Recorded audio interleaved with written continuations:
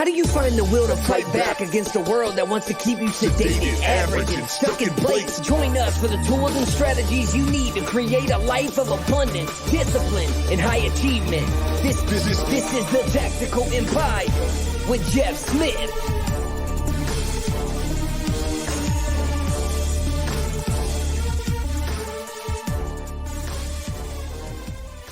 What's up, ladies and gentlemen? It is Sean Ryder from the Tactical Empire. I've brought in one of the amazing members of the Tactical Empire Inner Circle, a good buddy of mine. First got introduced to him probably 10 years ago from his first big business, an event business. The event was the sport of fitness. It was CrossFit events known as Super Fit. Jamie, this is Jamie Sulc. He's joining us today. We're going to talk about a few things today. But Jamie, from the outside looking in, it looked like you were crushing the sport of fitness event space. And now I know outside optics are always a little bit different than internal optics as a business owner. You don't have to tell us if the business was crushing it or not, but I sure as shit know that you learned a ton, both positive and negative things about running a service-based business. And you didn't see the clients every single day, but you were probably interacting with clients every day because you had to build up these events 30 to 60 days out, and the amount of emails you probably got were ridiculous. So I'm going to toss the ball in Jamie Sulc's court and let him talk about kind of that first big event business and some of the big takeaways now that he's a couple years removed. We will talk about how he's reigniting it, hint, hint, nowadays. But Jamie, in hindsight, like when you looked back, what were some of the things that like blew your mind on like, oh shit, that was awesome that I learned that, or man, that was a hard lesson I learned right there? I think you taught me one of the first lessons. It's how we met. I won't rehash that story because it'll take 30 minutes, but really just putting systems in place. I mean, by the time I got to Superfoot, I had been in, hey man, my fucking dog will not stop barking. Can you reset it? It's just going to bark. You're good. Your dog is fine. I might start barking on the podcast. So it's all good, man. Yeah. So systems, keep going with it. I mean, what we learned early on, is that we needed to put in systems. We went, when Superfit started, when Kyle started it, he was doing, one event in Charlottesville and then one event in Richmond. And when Jake and I got going with it, we knew we could scale it up. But we knew in order to do that, things had to be systematized. Jake had been running what was then CrossFit RVA for a lot of years at that point, and I'd been in the fitness world more on the personal training, strength coach, athletic side of things. And so when I started coaching in the CrossFit space, we got hooked up there, but we wanted to go from 2 events a year. And I think year 1, we went 13. And then year 2 and year 3, we did 24 or 25. And so in order to do that, we realized that, things basically had to be the same. And so we took a lot of what I had seen competing myself, what I liked, what I didn't like, and then we just kind of started from there. And then, we had a lot of bumps in the road in the beginning, which I'm sure you remember in 13 and 14. And even though the events would go well, there were a lot of things that we were just kind of doing by the seat of our pants. And it just made it kind of a pain. And anyone that's run a business, if things are randomized and you're like, oh, well, I remember I did it like this, so I'm going to do it last time, but you don't actually commit to making it a system, or really following through with that, or making sure you record and document what you've done that was successful and unsuccessful, it becomes hard to replicate. And so that was one of the things we got, honed in early on were, promotion times. Like, when do we want to start selling tickets on social media? When do we start contacting owners? And when do we start emailing competitors, without just spamming them? Because we didn't want it to be random. It needed to be on a very, calendar-based, time-based, schedule. And that took us a year and a half to get there. And once we did, that back half of, 13 was great. Year 1 was unbelievable. But again, we were just honing things in. And it just became a matter of again, not to keep overusing the word honing, but we really honed in what was successful and repeated it. And we documented it. And we set up bullet point lists and things like that and followed it. And it really took off from there. So we get to the back half of 14, like I said, and into 15 and then 16. It was great. I mean, it was, on the surface, it was always funny to have people come in and be like, oh man, you guys are making a lot of money this weekend. And the margins for Superfit were really, really good. 50%. And I'm going to kill my dog, I swear. If I don't do anything today, she stays in her bed all day. I'm gonna put it up. Not really. I wouldn't do that to an animal. But yeah, it really just, it was we had low overhead, so you want to talk about lessons learned, and every business person will tell you that keep your overhead as low as possible. We rented space from gyms and we paid them, a certain percentage of the gross, which incentivized them to promote it. And they had a certain amount of duties, which we had spelled out in a contract or contract/agreement. And, that was one of the systematized things we used. So everyone knew what the expectations were. And then of course we set our own from the promotion schedules and things like that I mentioned before. And it took off from there. And then, 2 years in, 15, we're like, okay, we got this. And the amount of work it took in 13 and 14, because we put those systems in place and we followed them and we're constantly tweaking them, just because something works for a little while and stops working, you don't want to keep banging your head up against the wall. If you're realizing, hey, we can't keep doing it like this, you have to change and you have to be adaptive. Or you have to be able to adapt to, especially what the customers need and want. But once we got to 15, man, the workload went. We probably cut it 50%. I could do everything I needed to do for Superfit, and unless it was pre-event stuff. An event, day of events, different story. But like pre-event, work week type promotion, I might spend 15 hours a week on it. In the beginning, it was 30 to 40. I'd spend. It was a full-time job, getting communication and promotion. Yeah. But after that, man, we cut it. Like I said, we cut it in half. So let's just say 30 down to 15 a week. So I could do everything I needed to do by lunchtime every day, and I'd coach during the rest of the afternoon. I wanted to take a step back there because earlier in the podcast, you said something along the lines of like seeing how other people did things and what you liked and what you didn't like. And I want to kind of harp on that for a second. Is how when you would see how other people did things, positive, negative. Of course, there's a little bit of like personal, what you liked about it, what you didn't like about it. That that's the internal micro level things. And then I view like macro level. I'm observing. I'm a big people person, so I'm observing the group, and I'm seeing what it looks like is working for the bulk of the people and not working for the bulk of people. But then once you take that, it's like, how do I implement that and create this positive melting pot for my business? What did that process look like? And it may not be super detailed. It could just be like, hey, I watched, I observed, I wrote down what I liked. And then part of it is like just this entrepreneurial DNA, like intuition. I'm going to pull the trigger on this thing. How did you identify what to input in your business? Because every person that came to an event probably had an opinion, but how do you siphon that out and know that yours is better, or know that the majority of the crowd is right, or whatever? What did that look like? And it may not have been super scientific, but can you think back to that? It really was observational. It wasn't scientific.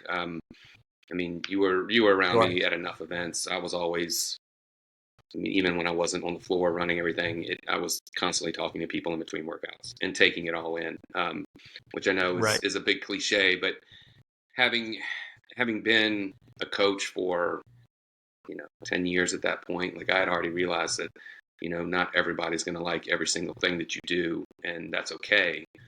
But at the same time, people are telling you, or if a lot of people are telling you, it doesn't even have to be a majority.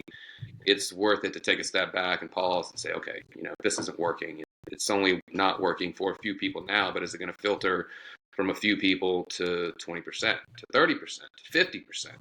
If you're making 50% of the people unhappy, well, that's not sustainable.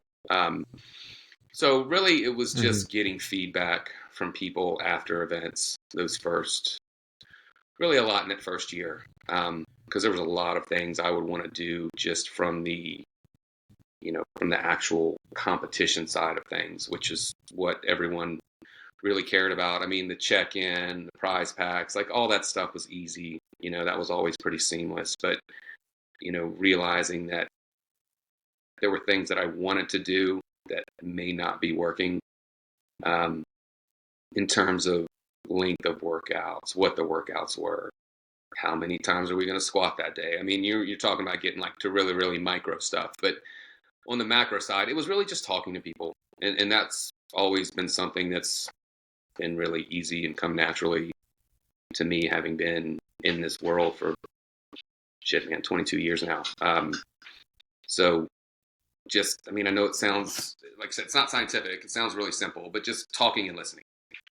And that was, well, it sounds, it sounds it's not scientific and it's simple because would you identify yourself as an extrovert? it depends. Yeah, for the most part. I'm definitely not an introvert. When you're trying to sell tickets, definitely. But like that's one thing that I think, I think everyone's strength also has an equal and opposite weakness to that same characteristic. And so like watching you at events, right? I could speak in front of a group, but going up to people individually, like you're describing, is kind of outside of my comfort zone. And so that's one thing that I have to stretch myself with as I try and grow my business, is connecting on a one-on-one level. I think I'm good at presenting to groups, but actually connecting on an intimate basis. So for lack of a better term, let's just call you an extrovert, and that you enjoy talking to people, getting to know them, and kind of picking their brains, whether it's business or personal. How did you take that personally when you would try and connect with people, but then on the backside, maybe get some negative feedback from some of these same people? How did you handle that as a small business owner? In the beginning, I hated it. I mean, I would take it really personally. Not that I would get upset at the individual, that might give me a piece of negative feedback, because, you need to hear the good as much as, or you need to hear the bad just as much as you need to hear the good, or things are not going to evolve and improve. But it was hard not to take personally, in the beginning, but then, just realizing that, hey, that was just two people out of the 240 athletes that we had there that weekend. And I had to be really conscious of not letting one or two negative comments, offset the overwhelmingly positive, feelings or comments, or, just actually facial expressions I would see amongst people throughout the course of the event, because I'd be in the middle of it all day long and I'd see everyone. So, like I said, it was hard in the beginning, and then I just had to let it go. I think my wife probably helped me a lot with that. She's constantly dealing with people that are unhappy and things like that, or, whether it's her fault or not, which is honestly, it usually never is. So, she's Right. she's really good at that. She might internalize it, but she lets it go really quickly. And, just learning from her, learning from other people, talking to other business owners, like, hey man, what are you doing? People are just, you feel like people are shitting all over you. And they're like, well, how many people was it? 2 out of 240? Well, that's, Ooh. like, you're doing pretty good. So, Ooh, that's good. Like actual data. Yes. Yes. Turning an absolute number into a percentage to keep it relative. Just to be fully transparent, me and my wife are opening a new business after closing one in the similar industry down 8 months ago. And just last night, from this recording, someone posted on a local group anonymously, bashing me, my wife, and our new business. And it's so funny because I see it, and I know the Sean of 10 years ago would go berserk. And I'm literally sitting there, and I didn't see it. Someone sent it to me that saw it. And I'm literally like sitting with my wife and kids. And I just took a deep breath, smiled to myself, and I clicked on the group, and I quickly did the math. And the post was up for like an hour. There's 70,000 people in the group. It had 17 reactions. I'll save you guys the math. That is less than 0.03% of the group reacted. And now less than 18 hours later, there's, 18 reactions, a lot of positive comments about me and my wife from strangers we don't even know on the group, seen through the bullshit from an anonymous participant. And so this is what like small business owners put up with, right? Like these same people aren't going to walk into, we just had a big Bed Bath and Beyond close down, right? Major business closed down in our town. I'm sure no one stood out front of those gates and bitch and moaned and complained. But I don't want to harp on that too long. I do want to say that like, over the years, you ended up winding down that business. How much of that was more like macro factors on the industry and market versus individual factors? And I know, again, this might be like a blend of the two. But for me, like I closed my business down more because of a personal decision, personal mentality, personal mental health, and new passions and new things that I was excited about. The market was fine. It wasn't as big as what I wanted it to be, but the business certainly wasn't dead. It wasn't where I wanted it to be. But so how much of that was for you, and what were some of your thoughts that played into winding that business down at that point? A lot of it was macro level. Things were changing. In my 10-second spiel on that is once, the Gold's Gyms of the world and the American Families is a local chain here in and around the Richmond area.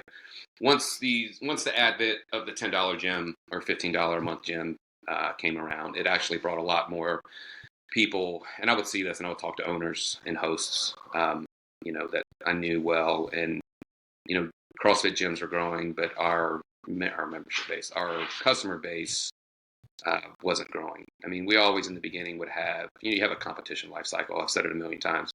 You get a new job, you have a child, you move, things like that. So people are going to age out. And so for the first several years, we were always able to backfill with gym members. But as those people started aging out, we weren't able to backfill it with the newer members of the gym.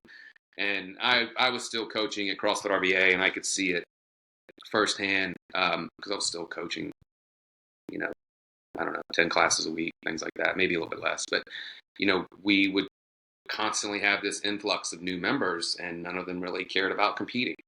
And so I started seeing that parallel, talking to other gym owners, like Brian being one of them. And he was kind of seeing the same thing. It's like, okay, yeah, gym's growing. We had the biggest numbers we've ever had. But from the Superfit side of things, like we're not bringing new customers. So event attendance started going down. And, we would constantly send out, or not constantly, but we would send out, customer satisfaction surveys and things like that. And they would always come back really, really, really high. So, it's one of those things where it's like, it's not me, it's you sort of thing. The people coming in and growing the gyms aren't competing. So the market just changed. I started seeing that honestly in like toward the end of 2016, and then actually toward the end of 2016, and then 17 and 18 for sure. And then 19 was just a complete disaster. I had cut the schedule down to all of our tried and true places, and even those places weren't filling up. And it became a point, or it got to the point where it's like, all right, man, how much do I want to work for to make $2,000 on a weekend? Because $2,000 in one day is great, but you may not be doing. You get 2 months of promotion time, so that's you're down to working for $6 an hour. And at the end of the event, whether the event had 60 teams or 160 teams, like that feeling of, oh man, this was really great, everyone had a good time, like that never went away. But then, like from the mental side of things, like, all right, how much do I want to do this for a little bit of money? Like I can keep making people happy, but at some point, like I'm going to start to hate this. And then, I had some career things I wanted to try and do, and I had a plan to keep it going with just a small schedule while I was away for training and whatnot. But, and of course, COVID happened, and that kind of was the death knell in it for several years. And, we brought it back. For maybe a one-time, reunion tour, if you will, or one event reunion tour. But we brought it back this summer, and it was a lot of fun. A lot of the same faces, a lot of new faces, which was great. Yeah. Reigniting that was, it was interesting. I kept worrying that I would miss things because I hadn't done it in so long. But as I got closer to the event, it became just like riding a bike, and it was really successful. But yeah, I mean, 16 into 16, 17, 18, 19 for sure. Like I could see the changes coming, and I wasn't sure how to. Like, I just couldn't figure it out. Just couldn't figure out how to keep it going. And even though the margins would be good, you know, I knew how many teams I would need to make it a successful day, you know, from a financial standpoint. But, you know, I couldn't figure it out. You know, it became just too difficult. Yeah. And then, you know, COVID kind of took care of that for me. So it saved me a lot of headache, if you will. Well, I do want to acknowledge, like, you and your wife both are really hard workers, and you guys have, you know, built a really nice, you know, just income stream for yourselves in your own respective ways. And you came into the Tactical Empire, you know, after shutting down Superfit, after going into the military, and you came back to me, and it was like, hey, man, like, I feel like I can be doing more. I definitely don't want to go work 80 hours a week to try and build this thing right now, but how can I put money to play? And you came in, and kudos to you, like, you know, some people take a little bit of time to implement our system, but you took to our 7 levels of financial freedom right away. And, you know, you established you are the asset. You started taking care of yourself, even better than what you already were. You established your BAM, and you started creating your family bank, and you immediately invested in a cash flow asset. You bought a really small A-frame Airbnb cabin, not far from where I live. And it was already an Airbnb doing well, and you made it more efficient. You're crushing it. Then you went and bought a second one a few months later. So kudos to you. I know that you're you know, doing really, really well with those 2 properties, relative speaking. We all have issues with our properties, of course. But I commend you on that. We don't need to dive down that rabbit hole. It's going to be for another conversation. But I wanted the people listening to know that, like, hey, like, yes, macro market situations change. Also, personal lives change, and you have to weigh those options. You have to weigh opportunity costs, and we're never down and out. Things change. I close a business, you wind down a business. I open up a new business, I invest in assets. You did the same thing a little bit later. And then here we're both trying to work on, I don't want to say passion projects, but things that we're excited about. So I usually end these interviews from people in the inner circle is like, what is Jamie Sulc working on right now? What is he most excited about? It does not have to be career oriented, but like when you wake up, what are you striving for right now in life at this season of life? Well, I've got a lot of change going on right now. My son's a senior in high school, so that's a big deal. A big thing that we're dealing with is his applications and things like that. So, I mean, my biggest thing is, and I had a conversation with a friend recently. It's, you know, kind of like a meaning of life thing, but like, you know, how am I going to leave my mark? And that doesn't mean leave $1 million to my kids. And, you know, maybe I will. I mean, that'd be awesome if we do at some point. But, you know, waking up, just trying to figure out how I can leave my mark on this place. You know, for however, not to get overly deep, but for however long I'm here.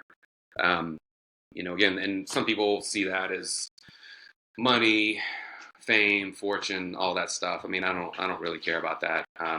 You know, I just want the people that are close to me to think highly of me. I mean, beyond my circle, man, I don't really give a shit. I'm just trying to do what's best for me and what's best for my family, and, you know, everything else be damned. You know, I know this might be might be a little harsh, but I mean, that's just kind of how I wake up every day. It's like, all right, I've got a to-do list going on in my brain, and, you know, I go after it. But it's not just like, you know, what am I doing at 9? What am I doing at 10? It's not that daily schedule. It's like, what can I do today to, you know, again, I mean, it sounds cliche, but leave my mark. How can I keep working toward that?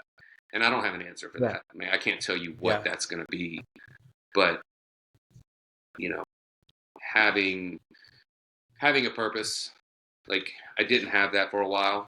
I mean, I've had a beautiful family and supportive wife, like, for a lot of years, and I never, you know, as much as it may seem that I kind of let that go, but I was always appreciative of that. And now that I'm settled where I am in life, it's like, it's full go. And even though it may not be, again, money based, it's just more about building relationships and friendships and taking care of my family, and, you know, what can I do that's going to benefit them today? Well, and at the end of the day, maybe that's enough. Maybe that's it your should answer. be. Man, I wasn't comfortable with it love for that. a long time, but I'm like, fuck it, Yeah. it can really be that simple, and I'll be happy. I'm glad you went that route, because to wrap up here, like when people say I'm trying to leave my mark, they ultimately go like very big and they're like the mark on the world. And I'm like, dude, I'm just Sean Ryder, like in small town Virginia. Like I'm trying to leave my mark inside my house. Yeah, we're trying to help people outside of there for sure. But I'm just trying to be famous in my home. And if my actions represent that, then that's enough for me right now, with how I build out my schedule. So Jamie, I appreciate you being transparent. Appreciate you jumping on the podcast, and we'll see you man. here soon, Anytime. my man. Talk to you soon.